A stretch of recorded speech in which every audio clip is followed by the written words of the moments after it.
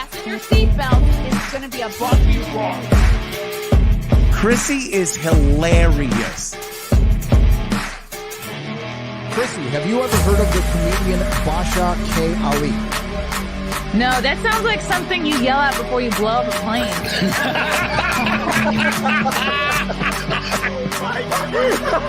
Basha K. Ali! 30 seconds remaining. But you know what good thing to say? I dabbled in stand-up or something. I haven't even disrespected you at all. I was very confused by the title, Everything Everywhere All at Once, because that's also what we call it when Ash takes off his shirt.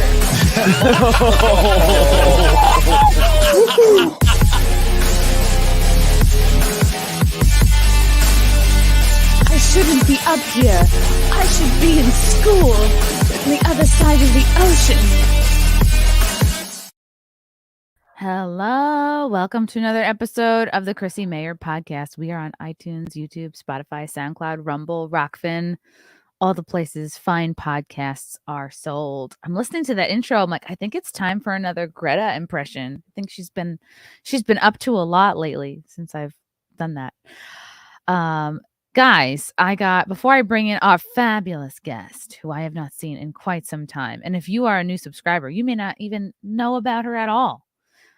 Which is why I'm so happy she's back. But before I bring her in, I have some comedy dates coming up.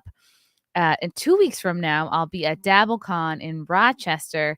Friday, February 3rd, we will have a stand-up show at the Comedy at the Carlson Club. And then Saturday, February 4th, live podcast tapings, a meet and greet, and the Dabby Awards. This is DabbleCon. If you're a fan of the Stuttering John universe, that's me, Anthony Cumia, Carl Hamburger, Bob Levy, Shula Egar, the Potato, we'll all be there. And if you have no idea what any of that means, it's too long to explain. Then I'll be in Pasadena, February 23rd at an Elks Lodge. Come check that out.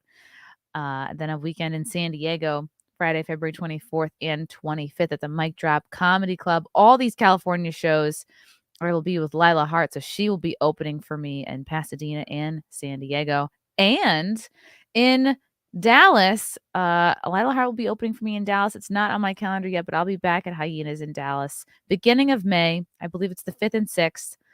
Hyenas in Dallas, my favorite club, probably ever, but definitely in Dallas. Awesome, awesome spot. Can't wait to go back. Then I'll be in Houston in August for Anime Matsuri. Simpcast will have a panel. There will be a booth there for us, for the Simcast gals, and I'll be headlining at the Secret Group there in Houston as well. So this would be a great chance for everyone to just meet and hang and extend the Anime Matsuri festivities. So go to ChrissieMayr.com for tickets, please, and thank you. Yes, guys, if you're new to the channel, this gal might not be on your radar, but if you've been a fan and been watching for like the last year and a half, you may know her. You may recognize her. She's an investigative journalist, filmmaker. Her latest film is called The Real Timeline, which is, I think it's out now, or it's out very, very soon. Maryam Henein, hello, welcome back. Hi, Chrissie. I'm very happy to be joined with you. I haven't seen you in a hot minute. We worked together. Well, we did some shows together. We were on each other's podcasts. Yeah. And then we met in person last October of 21 at the Medical Freedom Convention in Nashville. It was what's it called? The Truth About Cancer Live. That was really awesome. And Maryam introduced me into, I think, like a whole world of what I now known as like the forbidden scientists and physicians, like the wrong thinkers, the wrong speakers, basically anybody who has dissent in the pokey thing. They were all at this convention. Natural health professionals. Really it ran the gamut. It wasn't just about like, people that have or are interested in cancer cures. It was really just about you So know, awesome. the freedom to live, that freedom True. to Yes. get your own treatment, and obviously a lot of free speech people there too. So my gosh, so much to catch up on since you've last been on the show. This is your second film that's just coming out now, called The Real Timeline. Yes, it is out. It is on It my is out. Movies Plus, which is a godsend because if I wanted to sell it on Vimeo, but they only accept PayPal, so I literally would have no way of selling this film if it wasn't for my Movies Plus and their courage to take on titles that are controversial. We're definitely going to be showing the trailer, but I want to know before I do and this is a movie about George Floyd, Yes, which is sticky, tricky territory. totally. What inspired you to take a deeper look into all of this? I was in the jungle with Zach Voice, the Google whistleblower in Costa Rica, and this was March 2020. And then forward to May, Zach's like, Mimi, can you come and choke me? And I'm like, I was waiting for the day you'd say this. And so I Let's hold on. Let's not get into your sexual proclivities here, Maryam. Let's keep it on task, on topic. So he asks me to kneel on him and do the George Floyd challenge and see if he can talk at the same time of breeding, because George Okay, was so this is not simply just foreplay here. This was No, this you was- guys were trying to see if a reenactment would really Yeah. like knock him out.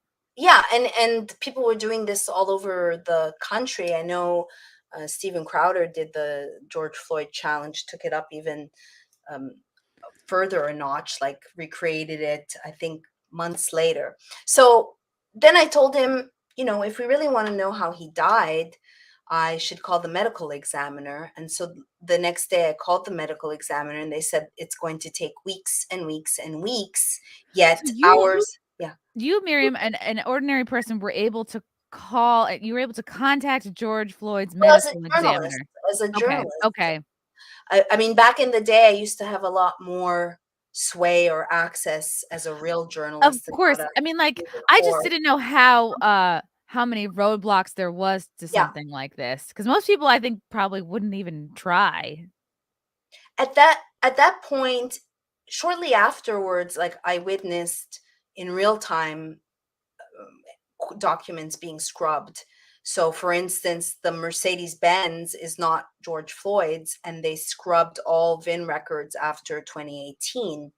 And Was he driving a Mercedes-Benz, or how did that come into he was play? driving a Mercedes-Benz, a blue Mercedes-Benz, and people still today may think it's his. And the woman, I heard, I purchased all the footage from the government so that I can, because this isn't a typical documentary.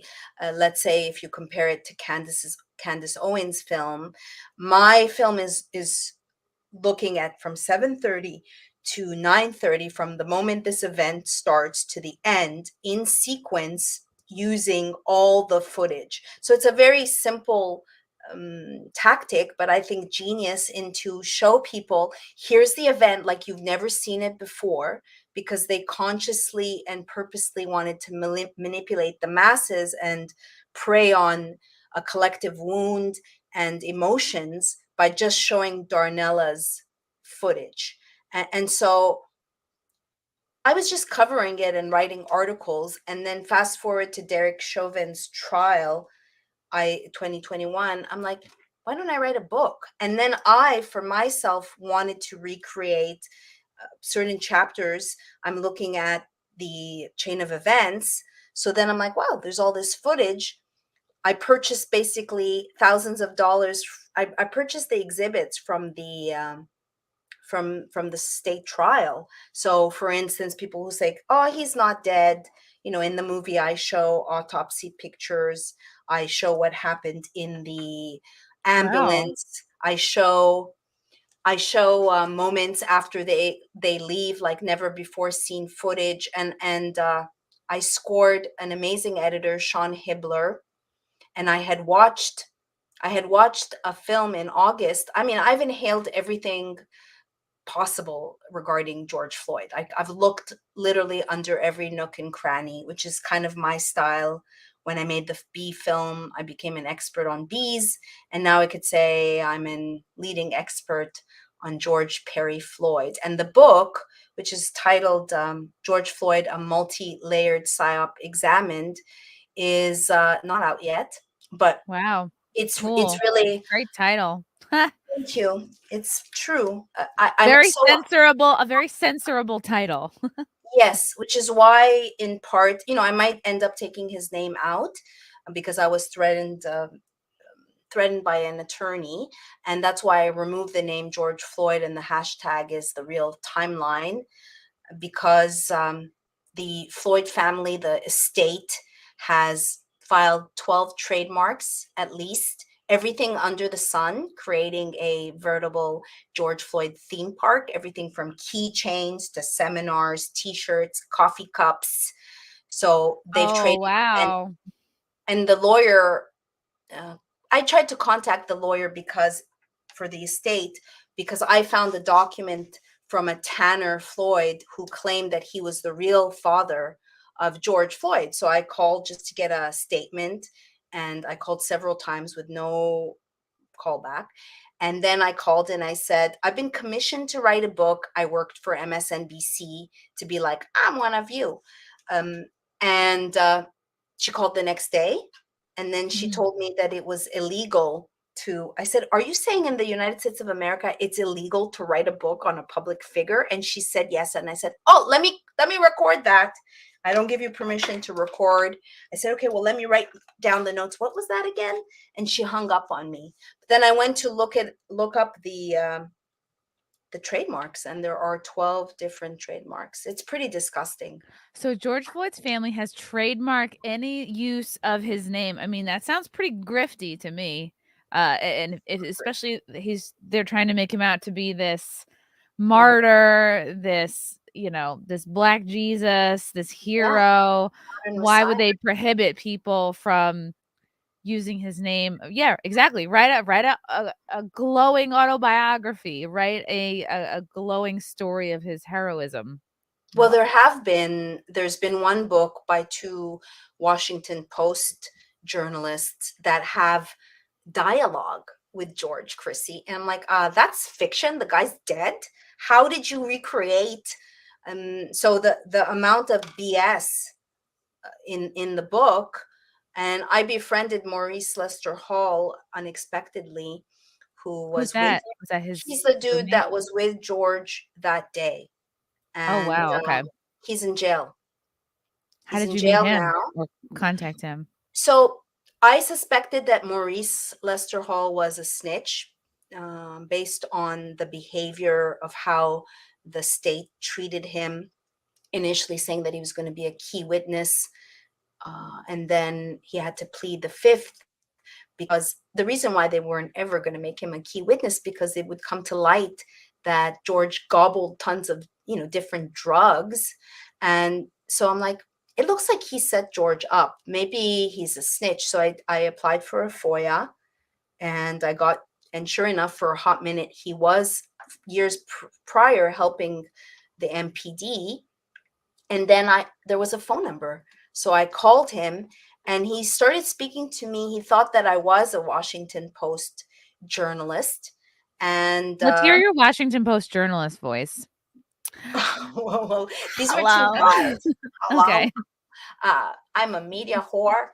I have other voices, but basically, he tried to sell me footage of him and George at Chuck E. Cheese. And he's like, talk to your team. And I'm like, yeah, I'll talk to my team of one, because I'm very independent. And then I kept calling. And then, as fate would have it, I did a 2-hour exclusive interview, which is on my Rumble, the day of the 2nd year anniversary for George. And When was we that? May 25th. May 25th, 2020. George anniversary. Okay. The George anniversary was May 25th, 2022. And we hit it up, and he was like calling me mama. And we just we just hit it off. And he said, you know, Mimi, which is my nickname, in black and white, I read like a piece of shit. And I paused and I'm like, yeah, I thought you were a piece of shit. And then I saw it was hinted to me that maybe now he's in jail because of my poking around. But literally the next day after our interview, there was a warrant for his arrest, and they trudged up all these old 2019 charges. And then last week, 2 weeks ago, they sentenced him to 5 years for an old charge because he's a loose end, I believe, and they wanted to tuck him away. The Floyd family never met with Maurice. The Floyd family, which is mentioned in Candace's film, never picks up his belongings. I've interviewed Lisa Scott myself, the roommate. And that is like, does that make any sense to you? That makes no sense at all. That's like, I mean, even if you're thinking of eventually grifting off your family member's death, like, why wouldn't you be like, oh, we better pick up the stuff to make it look like we're in tight with this person? Right. But I guess the grift didn't kick in till later. Okay, so I want to show everybody your trailer, which I watched and loved. Okay, it's on mymoviesplus.com. We will have the link, should be in the description in case you want to send this to a friend later on. But here is the trailer.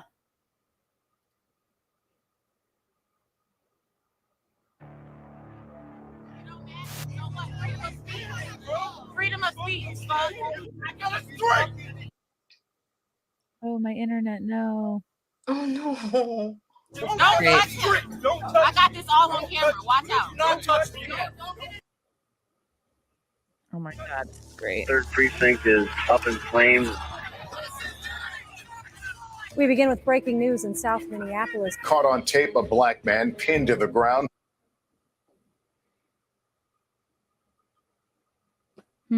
Okay, this is just to add suspense. After a white officer kneeled on his neck. It started with a report of a. I'm gonna pause this for a minute. I Okay. took off my other Wi-Fi. Okay. What else can I do Yeah, to? I'm gonna restart this. Okay, as you restart, I put in the freedom of speech, because it's so the irony that this chick is calling out freedom of speech when everything about this case has been mum's the word and censored. Just Isn't that funny? irony. I heard it, I was doing stand-up in New York City last night, and a comic actually had in one of their jokes, like I think the premise was, oh, I was talking to one of my relatives, and they actually said to me, I'm so worried about freedom of speech since Elon Musk took over Twitter. And I was like, I can't fucking believe this is a sentence, even that this is a joke. Like, this is a sentence coming out of somebody's mouth. Like, this is a setup. I was like, wow, holy shit. Like, the differences of realities going on. Right. It never ceases to blow my mind. Okay, I'm restarting this. Hopefully my internet will stop being gay. In progress. Here we go. Come on, internet.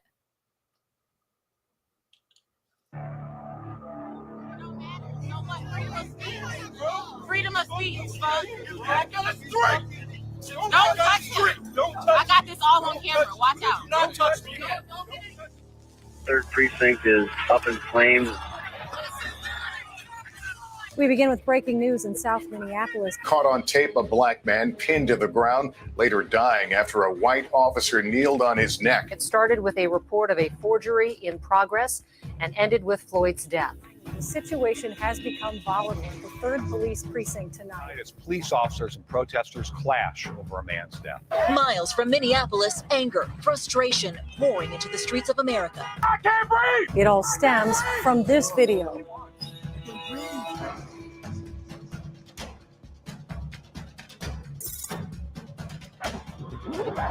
What we saw was he can be heard on the video saying, I can't breathe. Police officers involved have all been terminated.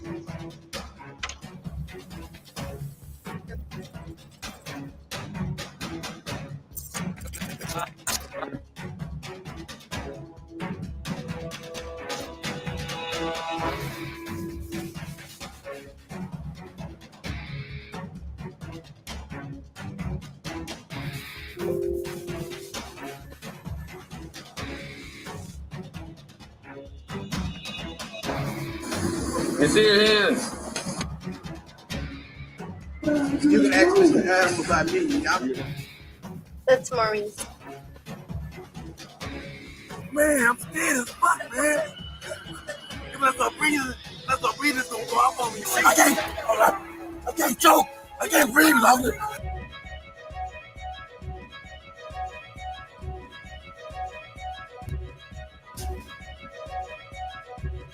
That's my ex. He got a thing going on. I'm telling you What about does the that mean? police. He have problems. He's not moved, not one time, bro. He's off track or no? But yeah, bro, go back in the store. What happened to him? Fucked up. All right. They fucked him up. You took your ID? Yeah. So what happened? More drama at Cup Foods? Cup Foods, yeah. It was just a forgery report. The person that had given him a fake bill, we went over there and Bananas. yeah.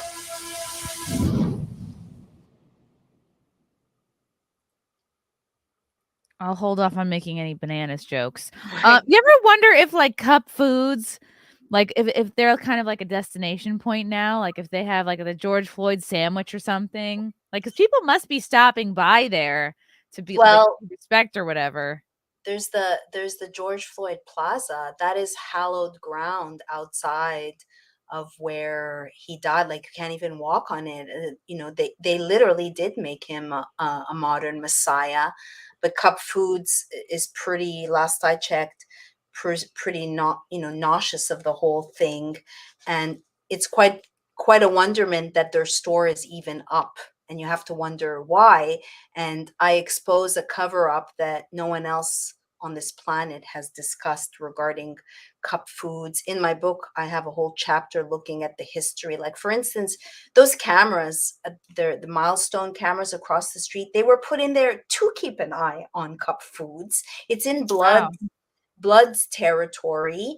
And you'll see, you see in the movie regarding their involvement in this and how it's tied to where did the fake money come from. You would think that if anyone gave a shit about his Black life, we would be discussing the fake fentanyl and the fake money. And I address that in the film, and I certainly address that in the book, which I'm so anxious to finish and move on. Wow. Yeah, because you've been working on it over a year now, I guess at this point. Too long. You're like, I want to move on. I do. I want to go back to covering transhumanism and fun light topics like transhumanism. Yeah. Like I learned the other day that you can be brown but still be anti-Black. Who knew? Someone told me that you could be brown but anti-Black. Really? Like anything is possible, Maryam. You can have internalized racism, internalized misogyny, internalized transphobia. Like really, whatever fits the person's narrative, you can be that. Yep. From Outlaw, when the knee was on the neck, the officer's body weight was on the knee placed on the ground. The other was positioned positional restriction to prevent movement, not air or blood.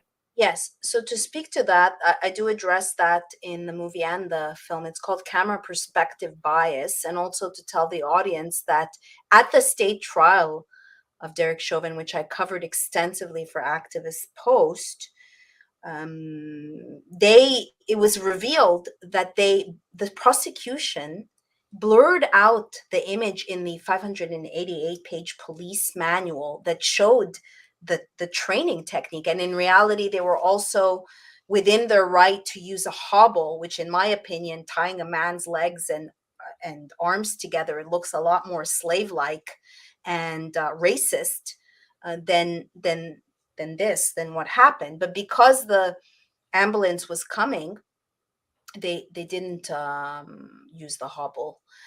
Yet, I also show some exchanges between Derek and one of the bystanders, Charles McMillian, at the end. So I believe only in the end of the book do I earn the right to give my theories. Everything is I'm bringing the receipts. This film is full of receipts. It's very matter of fact, and show the stuff that the media whores left on the cutting room floor. During the federal trial that was really not covered, of the 3 officers, they were talking about ketamine in any case, I reached out to one of the journalists because I wasn't there and I was relying on pool notes. So instead of just getting one journalist's notes, I got 4 or 5 so that I can cross-reference and Wow. infer and just cover my basis. And then initially I thought, well, I'll call some of these journalists. So I called Lou Garassi, I think, of Care 11, and he said, my boss told me not to speak to people like you. Who's your boss? Like a mafioso? You And should then have said, what do you mean, you people? Like, just turn it right around. I wanted to say, oh, you mean not a media whore, parrot, or a prostitute? Yeah. But I was Prostitute. That's so good. yes, it's a favorite. It's a fave of mine. Prostitute. How have I never heard that before? Yeah, That prostitute or prostitutes. that I could see that on like a lanyard. Yeah. I was just like talking about all the prostitutes that are in Davos for the right? the World Economic Forum. They're cleaning up over there.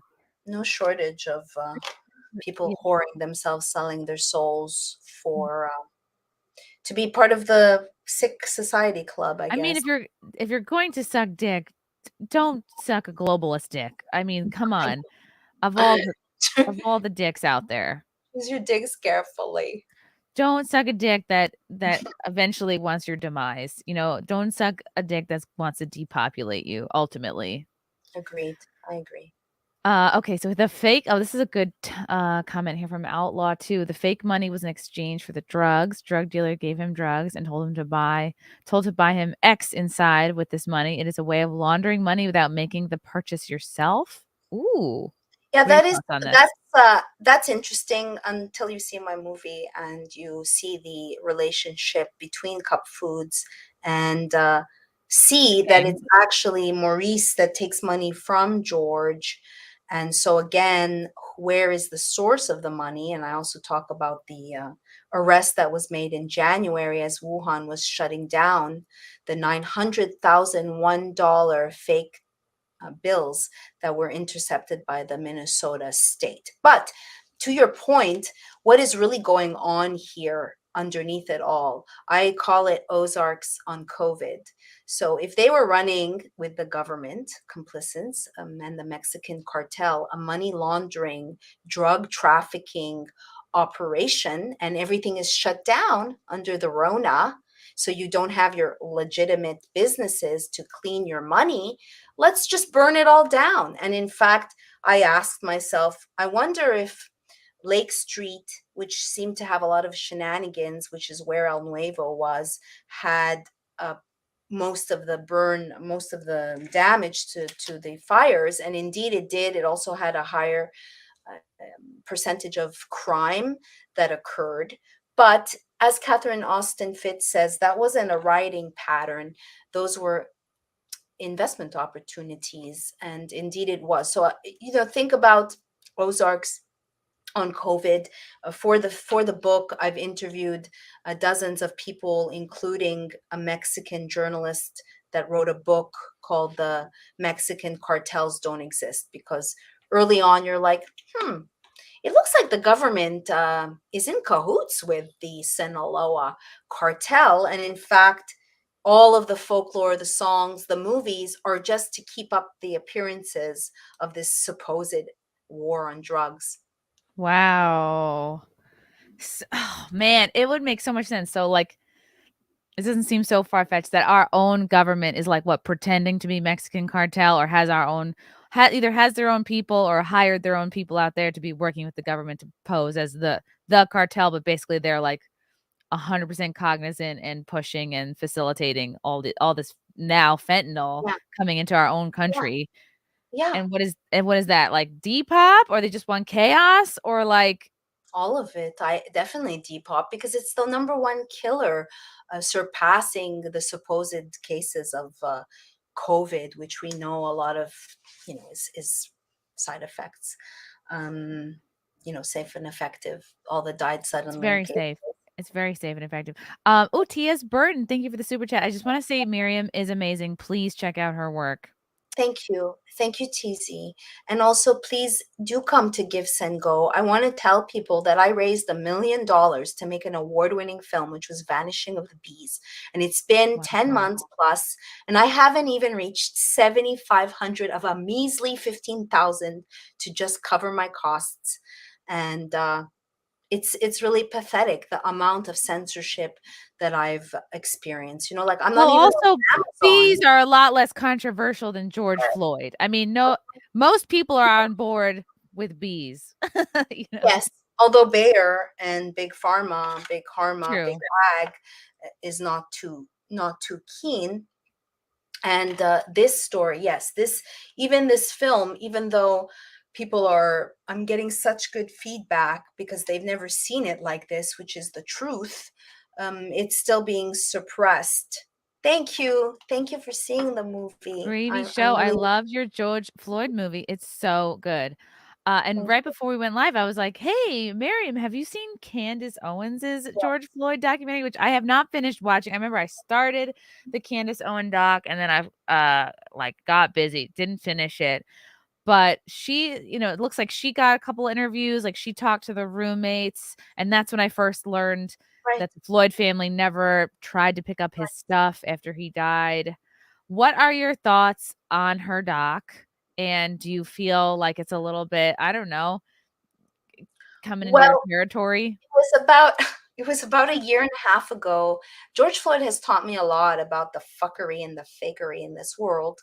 And someone took my trailer, which you can see components of the because it's all public, right? All the footage, but you can see components that she used. And next thing I knew, she was making a documentary. After a group personally handed over my trailer, and I'm not one to throw out the baby with the bathwater. And I appreciated how she highlighted the money from BLM. But there's a lot of people out there giving 70% truth, 80% truth, 90% truth. And because the people don't know how to discern, they don't know that the person is a gatekeeper of sorts. That's part of the game. So it was a good film. I definitely don't have the money that Daily Wire has or the access. I am speaking, and I have spoken to the appeal lawyers. They saw my trailer a year ago and said, wow, this is really good. I want to see the rest. And I'm like, yeah, I want to see the rest too. But I have to, be able to. At the time, I didn't even have an editor. I've gone through a lot of editors, and that's why it's part of the reason it's taken so long. And so I want to, again, shout out to Sean Hibbler, who is an ace that had made his own film from a different angle. And I had someone that I paid that didn't even give me a synced up version, just lazy ass grifting probably. And I was like praying at night, like, please God, I want someone that knows the story, that is open-minded, because I was told by people that I'm a racist, that they can't take it for political reasons. And so knew the story, gifted and open-minded. And so it was late at night and I was rewatching Hibbler's film Psychological Operation. And I'm like, maybe this guy. And so it's been a joy, and I'm so grateful for him realizing my vision, exactly what I wanted, and collaborating with me. And I really think that this will open up the conversation that perhaps people are ready now to revisit. And I understand that there's George Floyd fatigue and they think they know the story, but this was the event that ushered in a color revolution. And I'd go as far, Chrissy, as to say, not only did it help us go from virus to violence overnight, but that it increased, or was used to increase, the amounts of jabs into the number one vaccine hesitant community, which is the Black community. And I found on NIH, on the NIH website, studies looking to the messaging of Black Lives Matter to use that messaging to drive vaccines, because a lot of the Black community knows their lives don't matter, and now all of our lives don't matter, and it seems that only some Black lives matter. Because I reached out to Benjamin Crump, the ambulance chasing shyster, to ask him about Maurice. And Maurice got cleaned up. Maurice wanted to start his life and thought that George Floyd was going to give him a chance, but it seems that his life doesn't matter at all. And also, I want to say two things. They sentenced Maurice for this 2019 case 2 weeks ago. I sat in on the government Zoom link, and I watched the judge who treated Maurice like a non-person that was umming because of her guilt. And then at the end, I unmuted myself. I wanted to make sure not to damage Maurice. And I said, you are all a bunch of hypocrites. You made excuses for George Floyd's career criminal existence and addiction, but you won't give this Black man a second chance. You should all be ashamed of you. They closed the entire Zoom. I court bombed it. They shut it all down. I was recording it for my own consumption, and they scrubbed my voice. But the family, like, I've been speaking to Maurice's mom, and they can't see. What I've also learned is people have blind spots, and so they can't see the full-on ruse. Like, Maurice can see that he says attorneys now are part of a Masonic cult. And I had told him, your public defender, Adrienne Cousins, she doesn't have your best interest. I called and I energetically scanned her voice, and he hemmed and hawed. And then he called me back from jail and he's like, Mimi, you were right. I'm going pro se. And when people go pro se and they try to take matter into their own hands, oftentimes they're shafted. I've been also speaking to another prisoner, which is Mark Grenon of Genesis Church, that was imprisoned for having a church and donating chlorine dioxide. So I'm also wondering to God, I'm spending like my weekends fielding calls from prisoners, and I wonder if I'm going to go to the gulag. What is the chlorine dioxide? How is that relevant? When Trump was talking about, it's not relevant, only that they're prisoners, but when the bleach thing, right? Yeah, Like the whole, when Trump was talking about the bleach thing. So as part of Operation Quack Hack, which is an FDA operation that came after me for selling silver and vitamin C, they also went after Mark, and it's been 2+ years, and he's still in jail without a trial, without charges. And in fact, they recently shuffled him from Miami to Oklahoma to Texas. They call it diesel therapy when they fuck with the inmates. And when you say Mark, who is that? Mark Grenon is the head, for lack of a better word, of the Genesis Church, and they were donating chlorine dioxide. And because he's a church, he was using the C word, which in this case is cure, and he was even banned from band, meaning like he was doing a segment with Alex Jones, but the FDA operation also went after Alex, Dustin Nemos, myself, hundreds of others for different reasons, because, we're the quacks, not big pharma that's making billions and billions despite all the who you can't sue.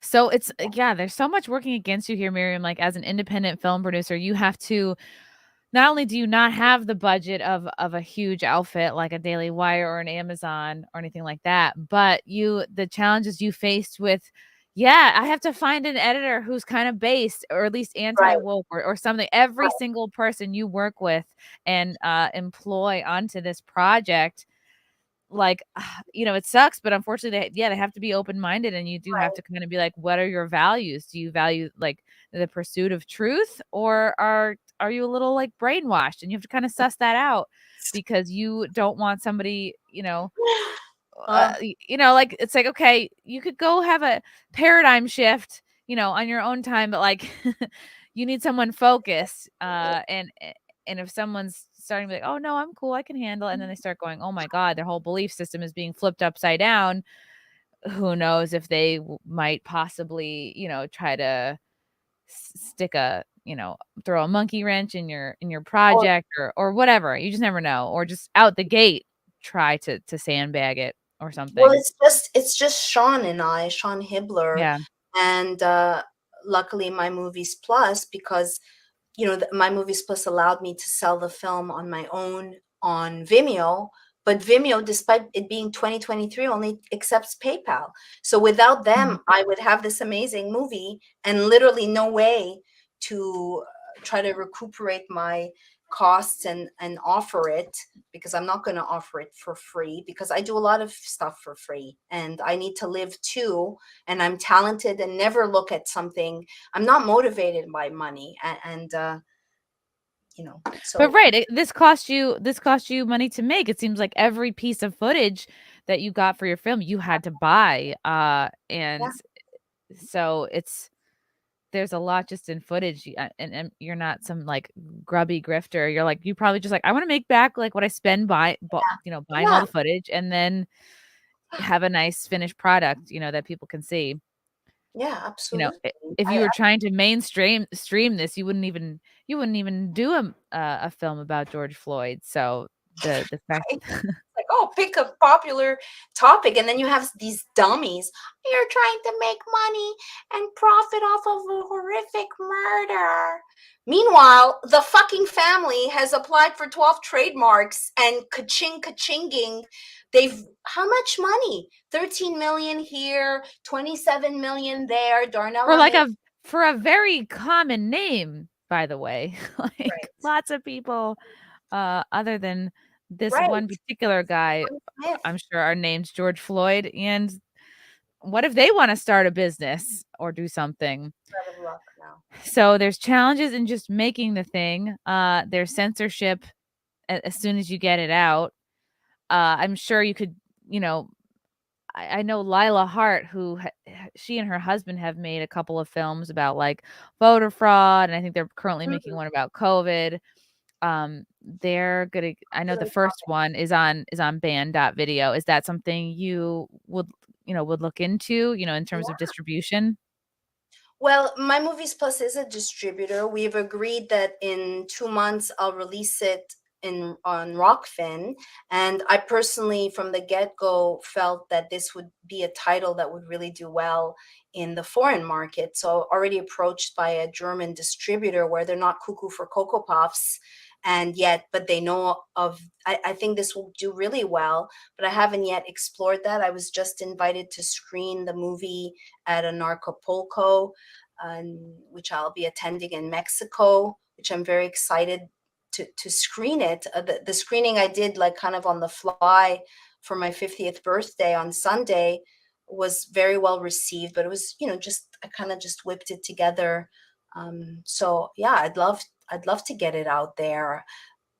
Unfortunately, I think it could have, in the real world, it can make a difference as far as reestablishing the Looney Tunes. I mean, this was the event that burned the country down.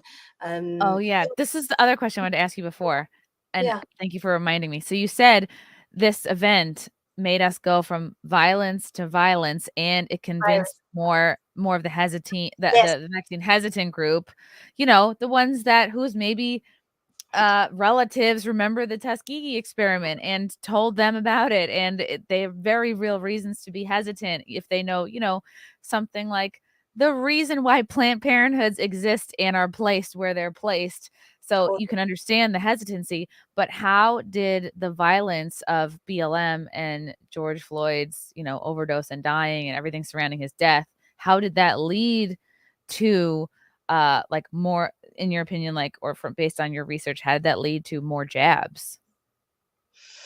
I think it's more of the government cares about racism. They're taking that. Maybe this jab juice is safe, more like that, to just the focus. And if you see a quote that I end with from Myron Fagan from 1976, talking about the Illuminati and the plan of using the dark races, and convincing them that they've been oppressed by the white man, and convincing the white man, just basically injecting them with guilt, and that they could bring America to their cause, which is communism, that this was a playbook. I mean, it's a play in the playbook in what is happening. And so I think it's more like not literal increasing vaccines, but the focus if we looked at the messaging throughout the entire 2020, there was, and 2021, we had Black doctors injecting white people.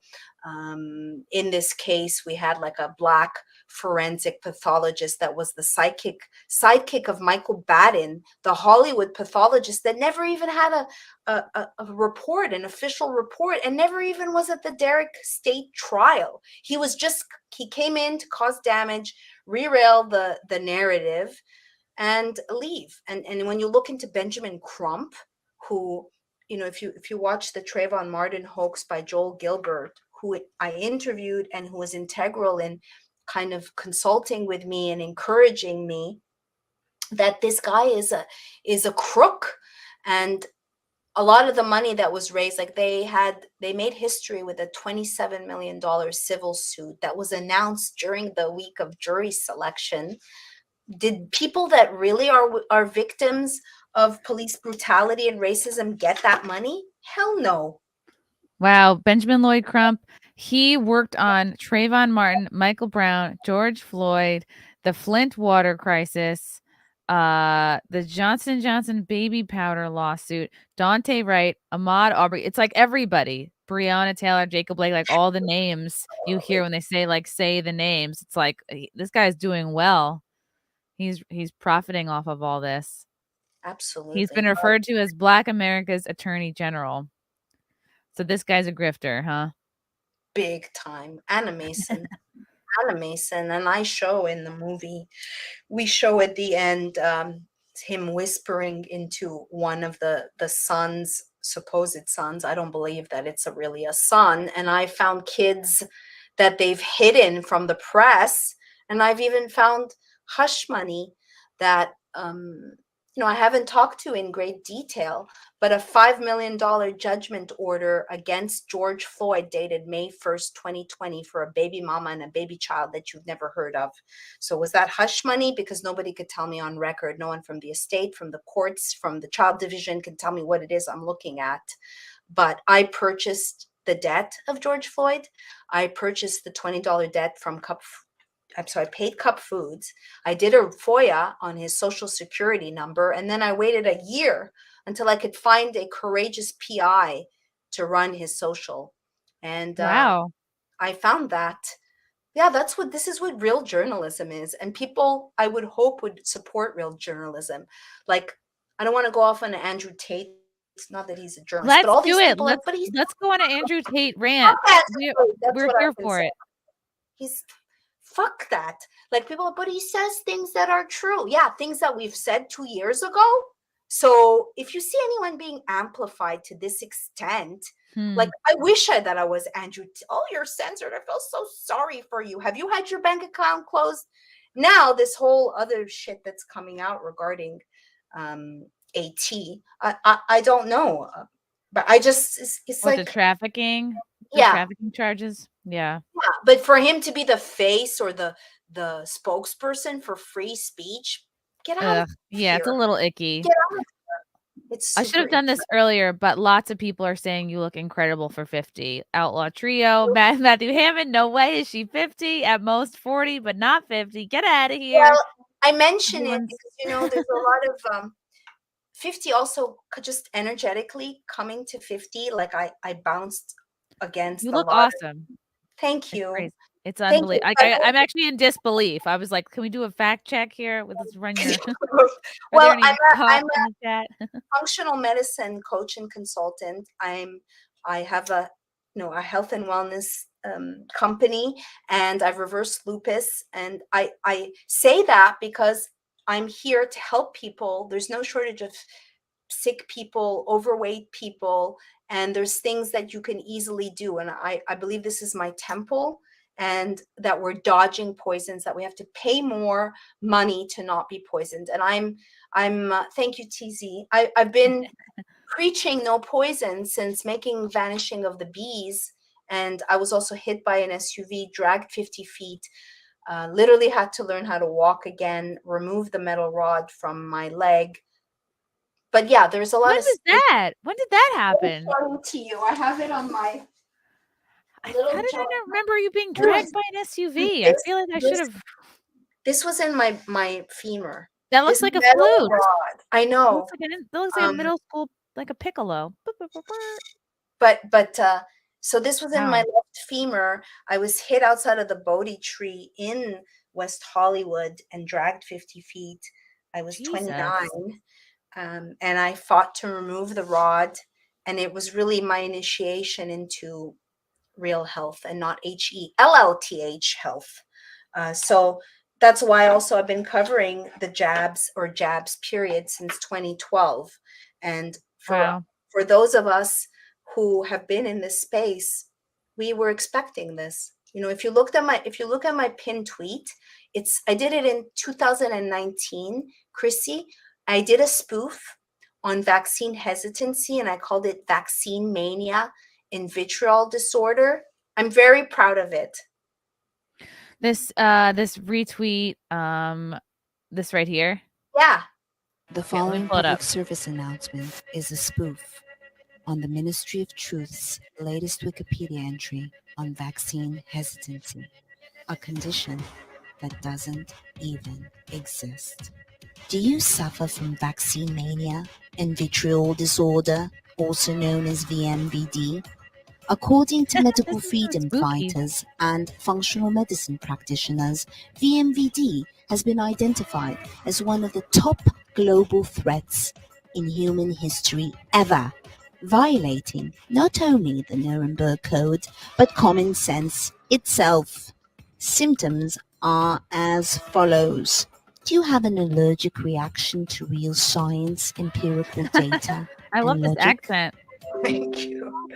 Watching TikTok videos in your spare time in order to spread disinformation and lies about vaccine safety into the collective? Do you find yourself wanting to rage against another human being only to find out that it's actually a parent of a vaccine-injured maimed child and do it anyway?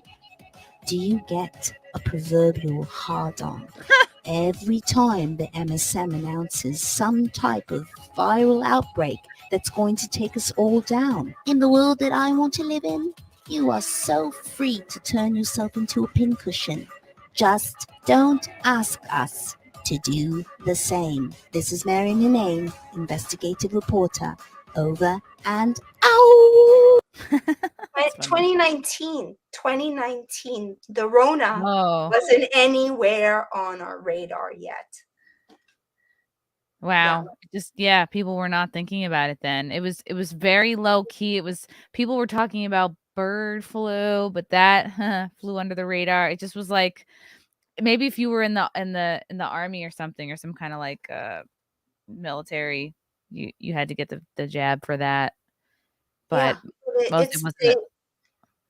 Fauci has been doing this for, I call him the pandemic impresario, and that's why I'm so grateful that I got my Twitter back. It's been 2 years, 10 appeals, because more so all the data, all the amazing digs that I did, and I was backing them up with Threader, but once I lost my Twitter, I lost all access to the PDFs as well. Of course, I had way more followers, but I have footage of just, I would refresh and they take 50 away. So I know I'm on the government, one of the 250,000 names, because of course I got my first death threat when with the film Vanishing of the Bees and blowing the whistle on Bayer, which is not to be messed with. I was told, you better watch your tires, by someone who now works for Bayer. He was working as a state entomologist, then worked for Monsanto, and then Monsanto became Bayer when they acquired Monsanto for $66 billion. No accident. And speaking of 66s, 33s, this George Floyd incident, at first I was like skeptical with all this Illuminati symbolism, but 33s, 88s, 17s are all over this case. And it's like, to me, like, we were here. The Illuminati was here. It's like a fuck you that only a few people can register and know is going on. What do each of those numbers mean? And how many, it's there's probably some people watching, they're like, "Oh, okay, it could just be a coincidence, Right. Maryam." Like, Right. So that's why in the book, every time I come across a 33, I just bold it. And then you'll see like, oh, 2033s all over. 33 is representative of the 33rd Masonic when 33. you get your degree, but not everyone who is a Mason is like in this Totally. Illuminati Of group. course. Like most Absolutely. people you talk to Absolutely. would be like, I have no idea what you're talking about. Like, we just do community service, and it's a brotherhood, and it's like Totally. friendship, and it's like wholesome good stuff. Right. Yes, it's a lot of tithing, is it? A lot of giving monies to help the underserved. I don't know if they're laundering their money, they're cleaning their money. Again, yeah, it's I have a chapter. It's just a chapter on symbolism, the twin theme, the fact that this happened in Gemini in June, that it's twin cities, that it's twin brothers. You can even see twin bicycles, and there's a theme of twins, which is also reminiscent in 9/11. They used 846, even though that was a lie, and then it was determined that it wasn't the accurate time that Derek put his knee on George, but they're like, it's okay, it's symbolic. But it's really the same time, 846, that the North Tower was hit during 9/11. So it just makes you just, go, just, for A lot instance, of there was coincidences. Yeah. right. Yeah, there was a lawyer during one of George's cases. There was someone who was psychologically or a psychiatrist that was evaluating him, and on LinkedIn it's like, wrote 33 books, and then you try to reach them. It's BS. You can't get a hold of them. So a lot of that, Squad 330, just on and on. There's a lot of 33s in this case. Interesting. Oh my gosh. What are you so have you got blowback already just from the as long as the film's been out, The movie just came out on MLK, and what they do with me is they just suppress me. They just shadow ban me. That's the way they deal with me, because I think a film like this, regardless of me, would circulate for sure in the media, but it has not. So I think I'm really grateful for people like you, Chrissy, and for the people that are interested. That's the only way it will get spread. I just found out. I just moved here. I'm in Florida, and I just found out You that moved to Florida. You were in Costa Rica before, right?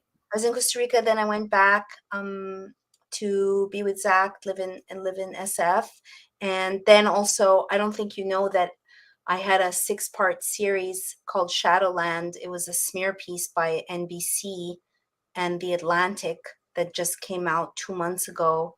And it was supposedly they were, yeah. Shadowland. Let me look this up. They were supposed to cover people who believe in a shadow government. Oh, yeah, this sounds familiar. And I think, like, were they gonna come and film? I think they were possibly they were gonna film my friend Miss Flex for this too. Yeah. And so I thought, all publicity is good publicity, but I didn't factor in that they would literally tell the media not to include any of our names. So it's really a abomination. It's a big smear piece. And, they never once mentioned George Floyd. I just sent my movie to the producers, and I said, this is what a real documentary looks like, not the reality bullshit drivel. Look at this. Full cast and crew, Shadowland. It's you, Christopher Key, it's Zach Voorhees, who's the Google whistleblower, Greg Locke, because he's a he's a health guy, right? Pastor. Who else would people know in here? Roger Stone is in here. Lindsey Graham. Elijah Schaefer's in here. Kristen Davis. Oh my God, I know so many of these people. Wow, I'm kind of offended they didn't include me. Well, they weren't at Truth About Cancer, or they would have included you. And they also, how did these people find you and reach out? And how did they pitch this project to you versus how it actually came out? So Tanya Rashid is one of the producers. She worked for Vice, but when she met me, I was just premiering my film Vanishing of the Bees, and I think she was just graduating from journalism, and she was working for Radical Media, and she told me that they were going to do service to my story. Excuse me. I read from my book. I showed them evidence. I shared about Honey Colony, my company. I was complaining about the censorship, but it obviously was because I was speaking out against this jab, and speaking with intelligence, with facts. Anyway, all of that on the cutting room floor. So you have me giving a thumb drive to Roger Stone. Would you look at my project? Like, as if I didn't include George Floyd. They completely left it on. So they approached me, or Tanya did. I never knew, Chrissie, that the Atlantic was involved. So you have this like cow. Sneaky. Yeah, so these supposed journalists from the Atlantic, and then guess what? Then they premiered the movie at the Atlantic Film Festival in DC. But first they had a soiree with Fauci and talked about legacy. Then they broke for happy hour. Then they showed the film, and the entire event, the entire festival was brought to you by Pfizer. Wow. Total FU in our So face. this is a big FU. This is meant to humiliate, I guess, and make stupid everyone. Yes, I'm that's definitely involved. humiliated. I did a rebuttal on my Rumble channel, which took a lot of fortitude to watch this, because they just presented me as someone who wants fame and wow. living in the shadow of my celebrity boyfriend, Zach Voorhees, who created, by the way, the George Floyd documentary site. He's visiting me right now. He came to see the film and celebrate my birthday, so I'm very happy. But yeah, we survived that. And they, even the one journalist, because it was written up, let's say, in Time magazine, but they don't use any of our names. So they were given instruction. Happy belated birthday. It was your birthday on the 15th. I missed it. Oh. Yeah, that's when I turned 50. Wow. So yeah, that happened. And now I've just been told that I have to move again. And I've been here less than a year. And I'm leaving in 2 weeks for an entire month in Mexico. So I don't know when this move is going to happen, how literally it's going to happen. And I'm pretty pissed that I have to pack up again. It's I don't know where I'm going to go. I really don't. Why do you have to move out of Florida? Not out of Florida, but this home. I don't know what part of I'm looking for a long-term rental. Didn't she understand? I had other places to go to. Mind you, at the same time, I'm in North. It's a little too cold. Okay. So, but I'm happy to be in Florida. I do miss Costa Rica. I think about Costa Rica every single day.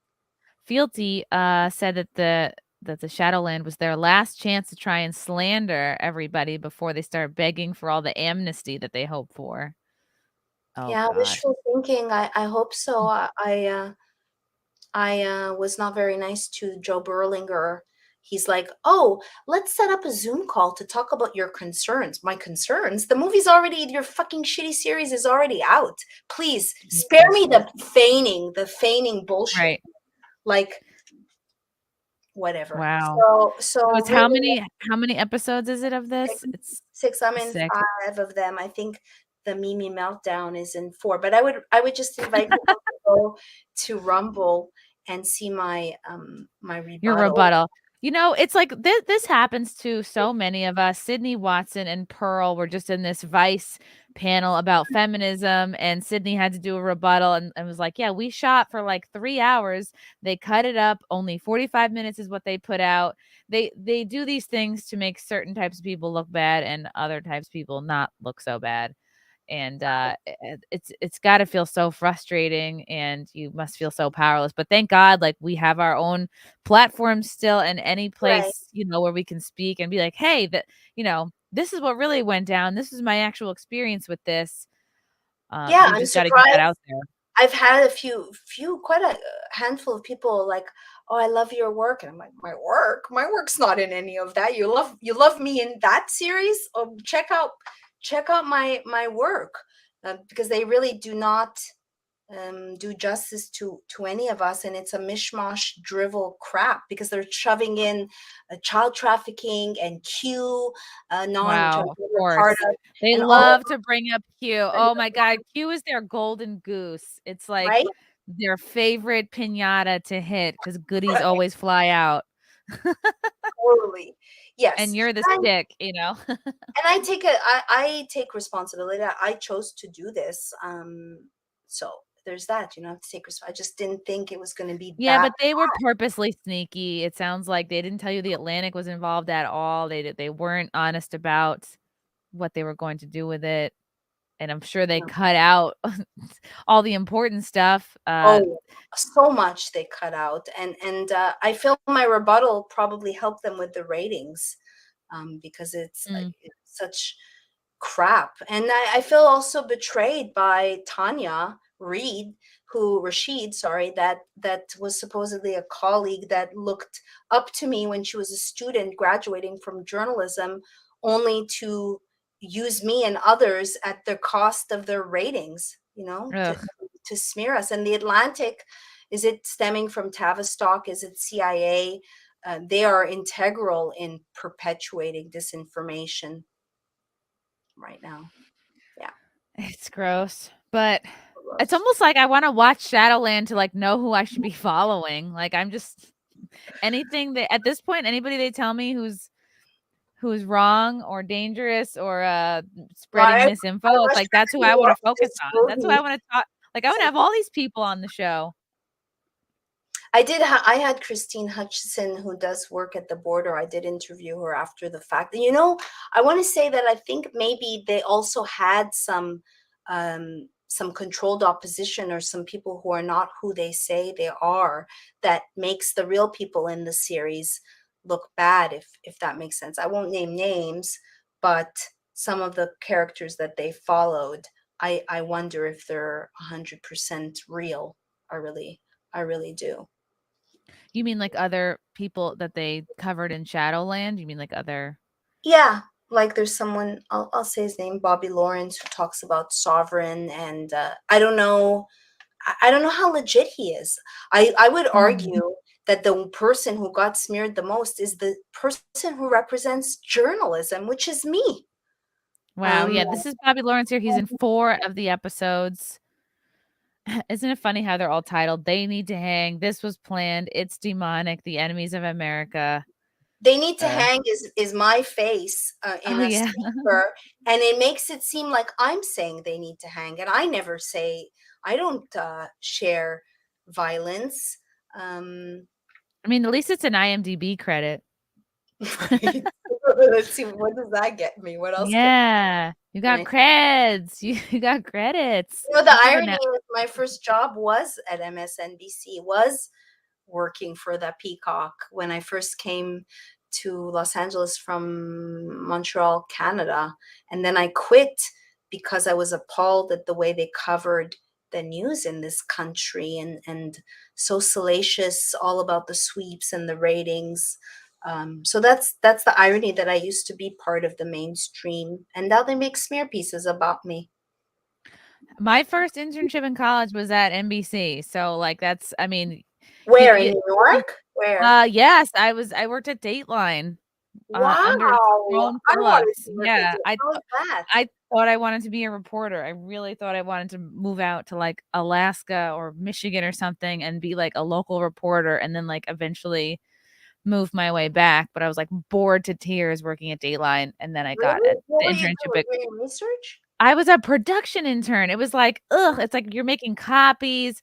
I was in the filming, like the room, like whatever they call it, the day of air intern, I think they called it, or something. I was like twice a week, and you're in the control room. It's like exciting at first. You're like, ooh, look at all the buttons, like, ooh, it's Stone Phillips, it's a man wearing makeup. Oh my God. They're putting makeup on this man. This is showbiz. Wow. Right? And then I was like, oh, this is so boring though. And then I just was like, this is just so serious. And then thank God I interned at Conan, because then I was like, okay, comedy. That's where I belong. I remember going to New York to see a live of Conan, but I never liked Conan. We weren't like hanging out. I was mostly me buying his gum and his coffee and his food and stuff, and like just making sure we had his yogurt stocked. Nothing glamorous at all. He's very Like tall, yeah. very tall, big hair. The coolest part about working there was like honestly the food court at Rockefeller Plaza. Like when you first start going into New York City, you're just like wow. I'm like this bright-eyed, bushy-tailed, right, 17-year-old or whatever, 18 years old, and you're just like, oh my god, you're just like out in the world. You're full of hope. You're like, it's so funny, the journey, because it's like unless your parents are rebels or like anti-mainstream or whatever, or like right. You wouldn't you know. grew up with hippies, or you grew up with like, oh, my dad was really into Rand Paul. You're automatically put into the mainstream if you want to work in media or TV or anything like that. There was no like in the early aughts, there was no like, come work for Rebel News. There might have been Current TV. Like I think I applied to work at Current TV, which might have been like, I think it might have been Al Gore's like alternate TV station at the time. But the mainstream is like kind of all you have, and you're full of hope, and you don't realize, you don't know the truth about anything. You don't know how corrupt everybody and everything is. You're like, ooh, shiny lights. Absolutely. So it's slowly. I had the same experience. I mean, people be like, did you see Hope and Bo? Because I worked where, at Burbank, where Days of Our Lives, and used to see them at the commissary, or was right upstairs from Leno. But then, yeah, I aspired to work for 60 Minutes or Dateline. They used to be doing proper journalism. Now they're complicit in the cover-ups. yeah, you didn't miss anything. I was devastated that I didn't get the shittiest, most low-paid job after I graduated. Like I applied twice to be an NBC page, which is like you're giving tours for no money. Yeah, like, I remember. Maybe you make like 20 grand a year or something. And I was devastated that I didn't get that job, because I was like, please, because you just want to get in, and like you're desperate. It's like Stockholm syndrome. You're like, please. But it was all meant to be, because I definitely see an alternate path in my life where I get trapped in like, in mainstream, or maybe I feel stifled, or I don't even have an awakening, because everybody I'm around is like also, it's all about who you're around and who stimulates your brain into thinking outside the box. You know what I mean? Unless you encounter something personally that triggers you to have like a red pill moment. It's so important what you read, who you talk to, who your friends are. To your open-mindedness. Proud of yourself, like in the 2 years since I've met you, how much you've blossomed, and I think it's a blessing to lose a job and then be doing this full time. I saw what was the event that you were hosting with Tim Pool Mines, or oh yeah, at the Beacon Theater. Yeah, they had me host that. Yeah, that was awesome. Crazy. That was the night I got engaged. Really? Congratulations. Yeah, it was cute. It was like right after. I was like so shocked, because I was so stressed about the event, because I was like, do I have jokes about everyone? Are they all funny? I was freaking out. Did you propose afterwards? Yeah, it was like right after, when we went, because I picked like fancy high heels instead of something that was comfortable. I was like, I have to take my shoes off. I'm dying.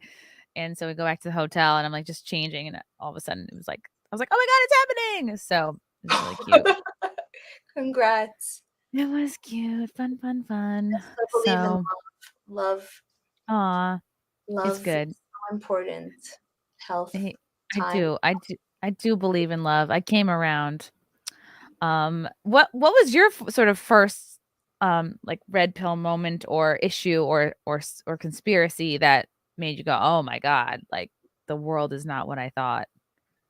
Well, I started my path on a spiritual path, kind of rejecting Christianity, so to speak. At age 13, I had someone who was hit by a car, a 13-year-old friend, and I started questioning where he was. And then I met my parents were visiting, and I was in a building, and the security guy was talking to me about Om and the third eye.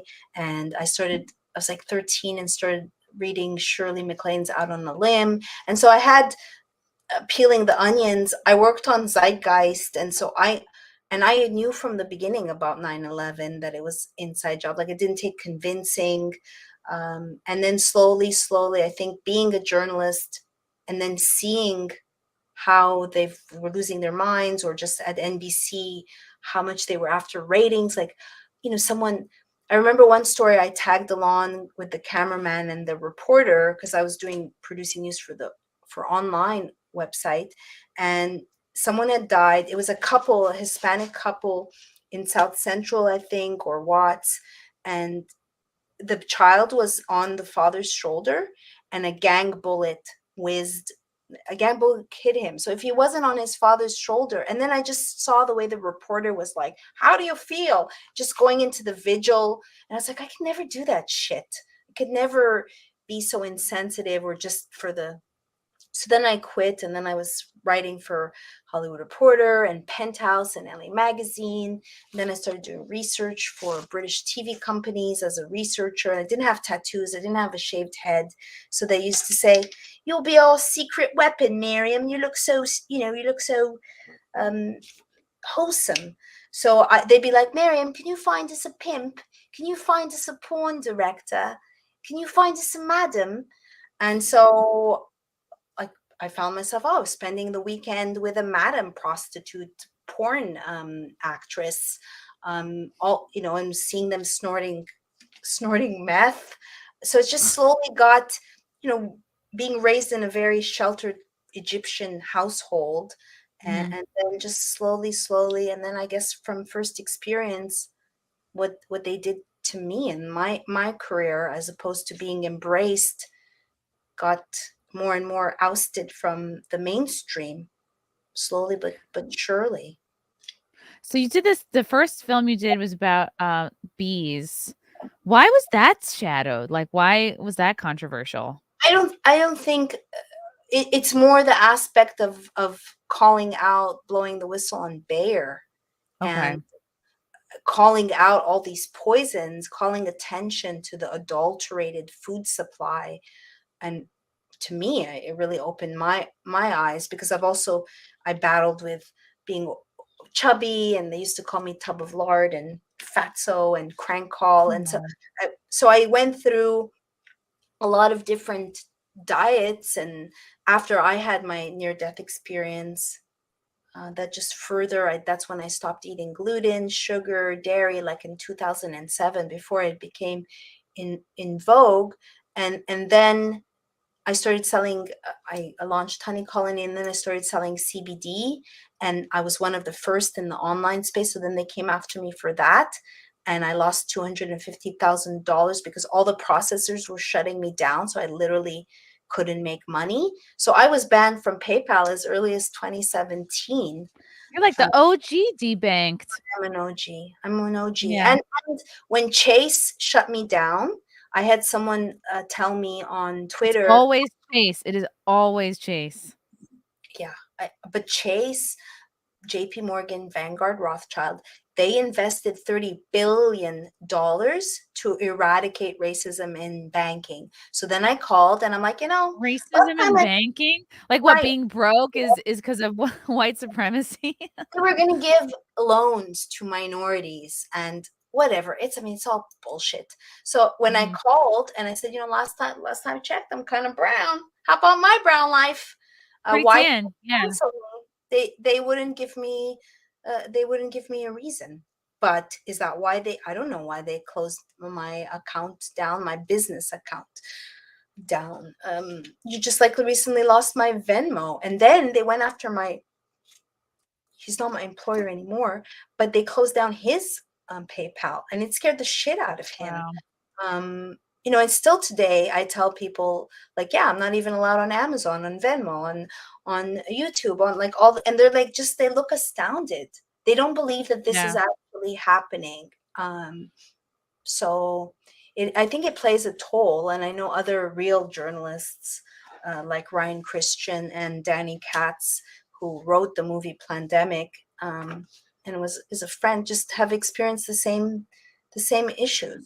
Wow, I remember that was one of my first pandemic deep dives, watching Plandemic. What were the other ones? God, what were the House of Shadows?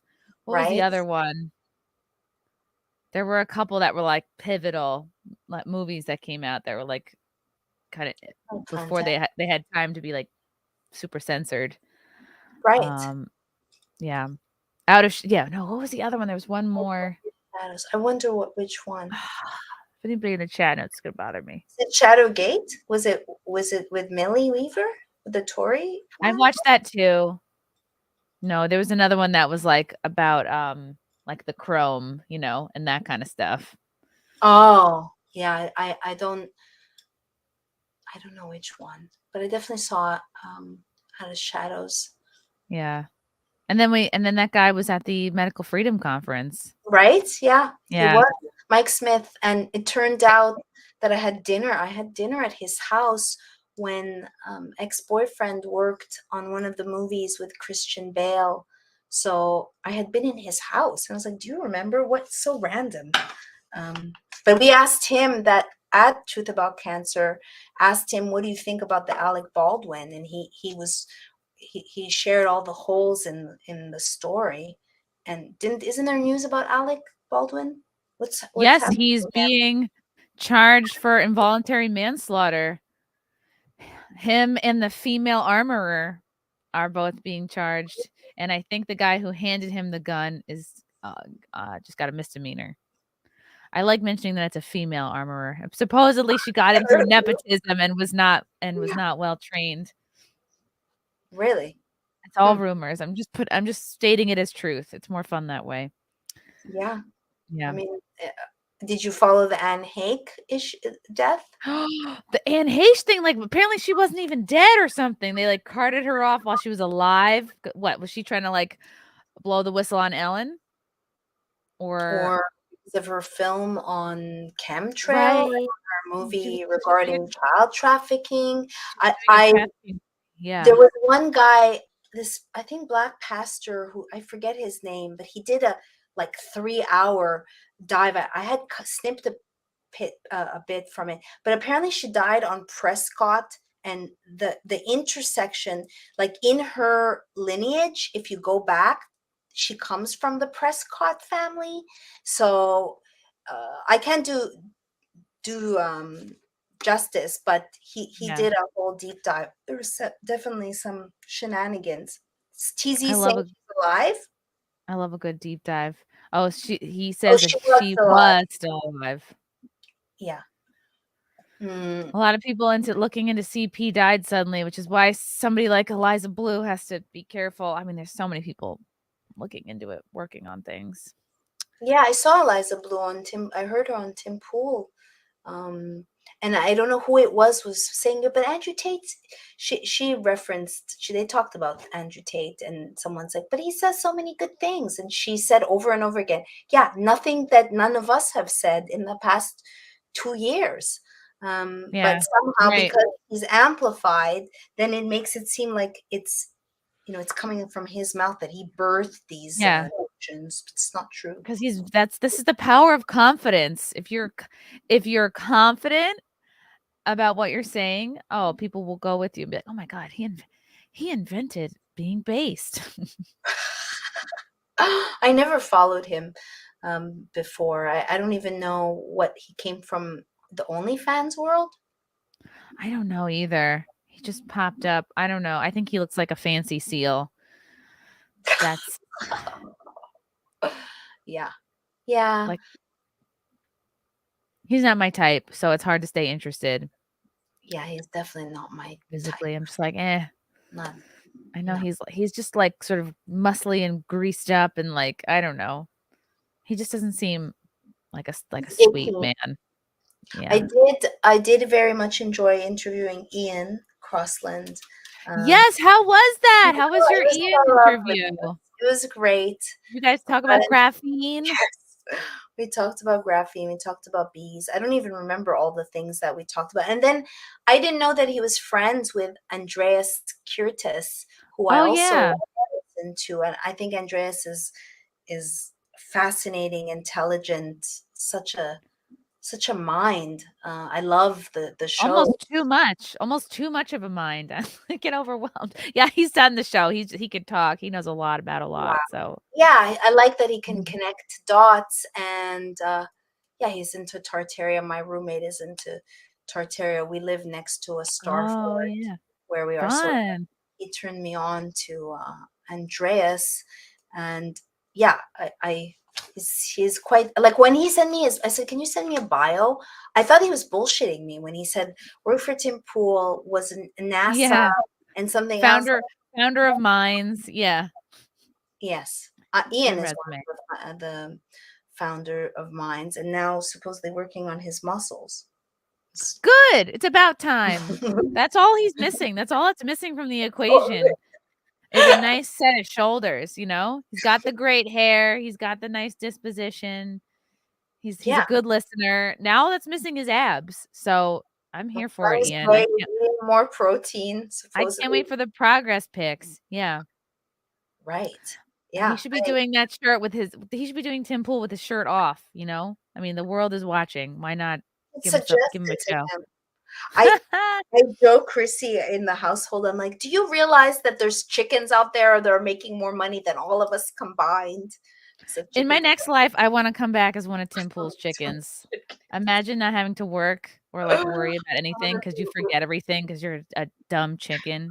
I want to be Roberto's bitch, little Yeah. hen, his little hen. I just want to be like, yeah, like the pretty, like a pretty chicken. Like, I'm not like the other chickens, you know. We have a chicken down my street. I call her the black chick. Is that racist? She's a black chicken. So I call her black chick. That's so cute. It is cute. I like chickens. I like all animals. Well, eggs are hella expensive these days, so it's a good investment. Yeah, we're gonna start buying Lucy's soon. Where are you in the same home? Are you in the city or are you in the outskirts? No, I'm in the outskirts. I'm outside of Manhattan. I would be jumping off a roof if I lived in Manhattan still. Well, I've never lived in Manhattan. I lived in Brooklyn, Queens. I think I had enough time in that fun city. Like I had enough time in SF. Thank God. Yeah. I'm going to San Diego next month and Pasadena, so I'm bracing myself. So I'm also excited to compare the homeless, like between New York and California. Wow. Yeah. San Diego, I don't know how bad it is. I would imagine San Diego is in better shape than other places in California, San Francisco. You know, before the Rona hit, or as it was hitting, in January, Zach and I did Man on the Street, which is looking back epic. And then we went to a comedy store and we dressed full on hazmat suits with masks.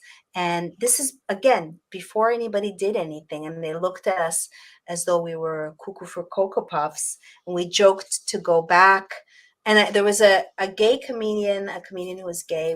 I tried to school him on AIDS and HIV, and he got very, very triggered.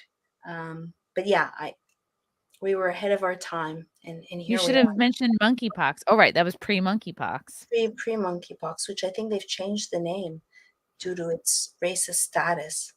Wow. Okay. What are they calling it? Like, I think MP. What's it called now? All right.